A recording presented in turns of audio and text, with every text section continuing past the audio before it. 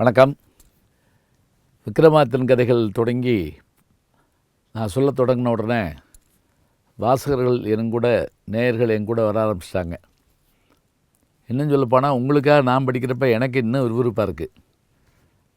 அதுவும் நான் சிறுபிள்ளையாக இருக்கிறபோது அம்பளி மாமாவில் வாரந்தோறும் வேதாளம் சொன்ன கதையை படிக்கிறதுக்காகவே உட்காந்துருப்பேன்.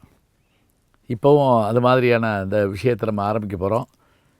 இப்போ நீங்கள் செய்ய வேண்டியதெல்லாம் என்ன அப்படின்னா, ஒரு வாரம் பார்க்கலைனாலும் திருப்பி நீங்கள் முதல்ல தான் பார்த்தாகணும். அதனால் மறக்காமல் என் கூடவே வாங்க. ரொம்ப அற்புதமான ஒரு கதை இது. ஹாரி பாட்டர்லாம் சொல்கிறாங்க, இந்த கதையெல்லாம் படமாக எடுத்திருந்தோம்னா போதும், இதில் வரக்கூடிய கதைகள் எடுத்திருந்தோம்னா இன்றைக்கி இருக்கிற டெக்னாலஜியை வச்சுட்டு அவ்வளோ சிறப்பாக பண்ணலாம். சரி, இவ்வளோ முன்னேற போதும். பட்டியும் விக்ரமாதித்தனும் ஆளுக்கு 2000 ஆண்டு வாழ்கிறதுக்கு வர வாங்கிட்டாங்க. அதன்படி அவங்க அரசாட்சி செய்துட்டு வந்தாங்க அப்படிங்கிற செய்தியை முதல் படியில் இருந்த பதுமை சொல்லி முடிச்சுது.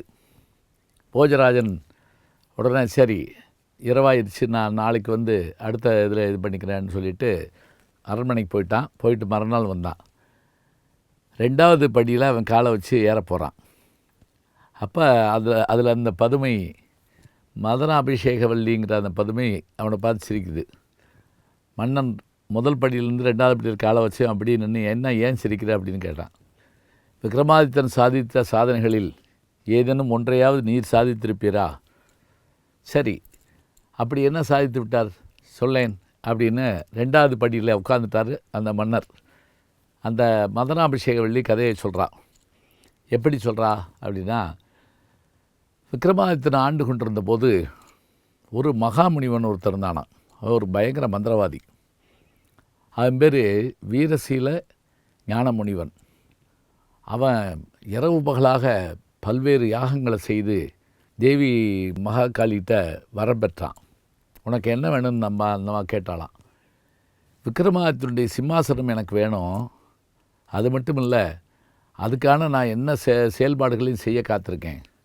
1000 பேருடைய தலையை வெட்டி யாககுண்டத்தில் போடுவதாக வேண்டியிருக்கேன். 999 பேரை போட்டேன். இன்னும் ஒரு ஆலபத்தில் போட வேண்டியிருக்குது. அது விக்ரமாதித்தன் தான். அவனை வீழ்த்திட்டேன்னா நான் கட்டாயமாக உன்ட்ட அந்த வரத்தை பெறுவேன். சரி, அப்படியே செய்யிட்டுச்சு அந்த காளி. இவன் உடனே என்ன பண்ணான் அப்படின்னா, தினசரி போய் தவ முனிவர் மாதிரி அரண்மனைக்கு போவான். ஒரு மாதுளம் பழத்தை கொடுத்துட்டு வருவான். யார்கிட்ட? விக்ரமாதித்தன்ட்ட ஒரு கூடையில் வச்சு கொடுத்துட்டு வருவான். விக்ரமாதித்தன் வழக்கமாக தர்றாங்க போட்டுருக்குன்னு வாங்கி வச்சுருவார்.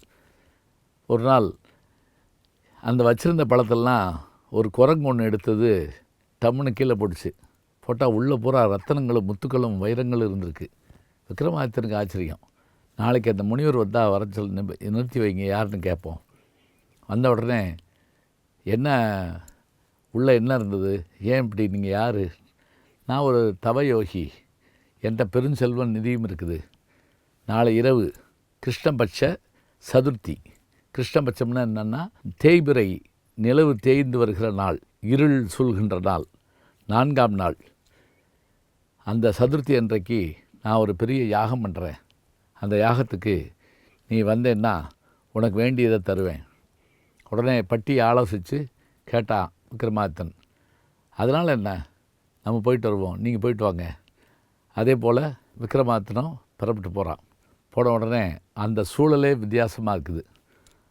அவன் என்ன நினச்சிருக்கான்னா, விக்ரமாதித்தனை கொன்று தன்னுடைய வரத்தை வாங்கிறதுக்காக முடிவு பண்ணியிருக்கான்.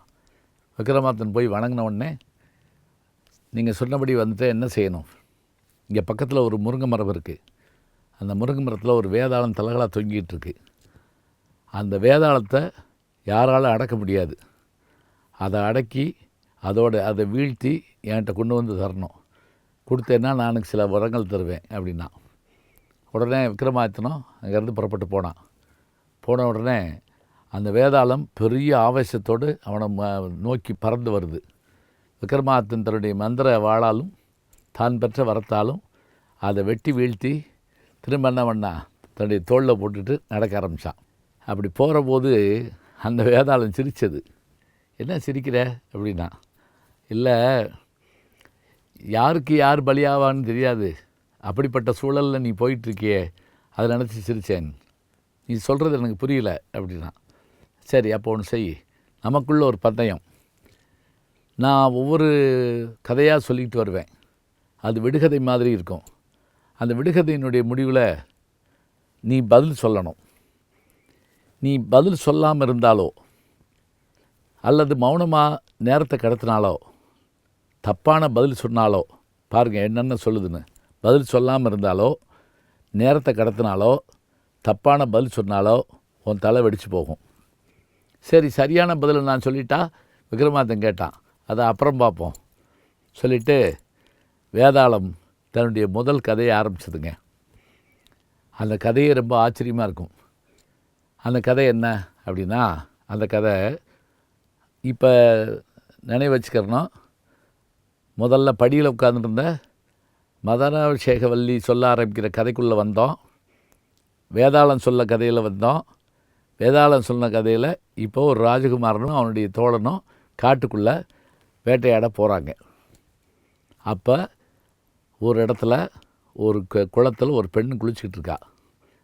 இவங்களை பார்த்த உடனே அவன் என்ன பண்ணா அப்படின்னா, ஒரு பூவை எடுத்தா கண்ணில் வச்சா, பூவை எடுத்தா பல்லில் கடிச்சா, பூவை எடுத்தா காலில் போட்டு மிதிச்சா, பூவை எடுத்தா இப்படி சேர்த்து அணைச்சிக்கிட்டா, போயிட்டா. ஒன்றும் புரியல யாருக்கு? இளவரசனுக்கு. மந்திரி மகனை பார்த்தான், கூட வந்த தோழனை. அவன் சொன்னான், அவனுக்கு ஒன்றுமே புரியலையா, நான் விளக்கம் சொல்கிறேன்னா. அவன் என்ன விளக்கம் சொன்னான் தெரியுமா? அதை நம்ம தொடர்ந்து பார்க்க இருக்கிறோம். விக்ரமாதித்தன் கதைகளை தொடர்ந்து கேளுங்கள். நல்ல செய்திகளை நாளும் சிந்திப்போம். நாளை சந்திப்போம். வணக்கம். அன்புக்குரிய யூடியூப் நேயர்களே, நீங்கள் இன்னும் என்னை நெருக்கமாக பின்தொடர வேண்டும் என்று சொன்னால் ட்விட்டர், இன்ஸ்டாகிராம், ஃபேஸ்புக் போன்ற சமூக வலைதளங்களில் பின்தொடர்ந்து வாருங்கள். நாம் முன்தொடர்ந்து செல்வோம்.